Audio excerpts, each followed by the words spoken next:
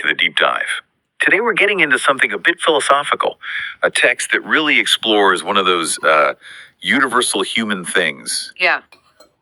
saying goodbye. Yeah, specifically the causes and the consequences of farewells. Exactly. It's this really sharp piece of writing about why people drift apart, but more importantly, what power we actually have to, shape what comes next. That's the key.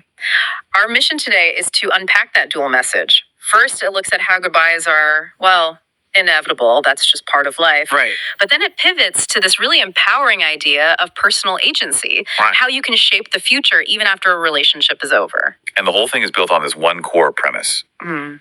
Every farewell has a cause. And every farewell has a result. It's a direct line, cause and effect. Mhm. And that chain really defines whether we look back on it with peace or, with pain. Mm-hmm. So, okay, let's get into those causes. Because the text is clear.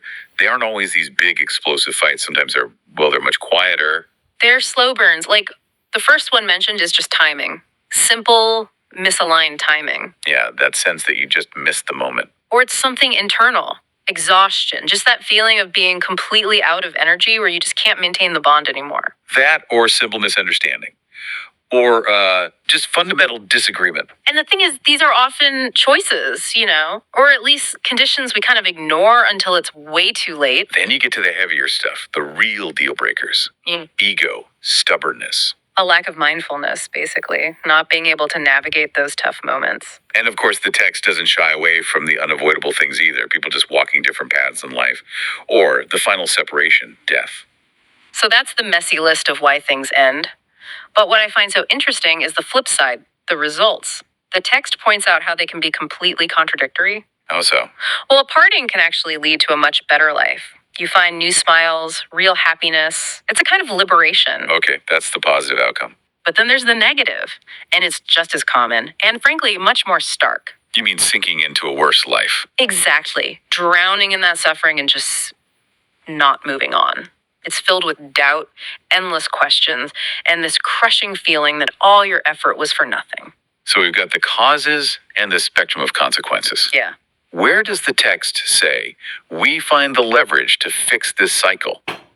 Because this is where the philosophy really kicks in. This is the pivot, yeah. It says very plainly, cause leads to consequence. Right. And once you're stuck in that negative result, trying to change it is, well, it's incredibly hard. You're just patching holes at that point. So an empowering message is what? You have to go back. You have to go back. If you want a good outcome, you have to stop trying to manage the bad result and start consciously improving the initial causes.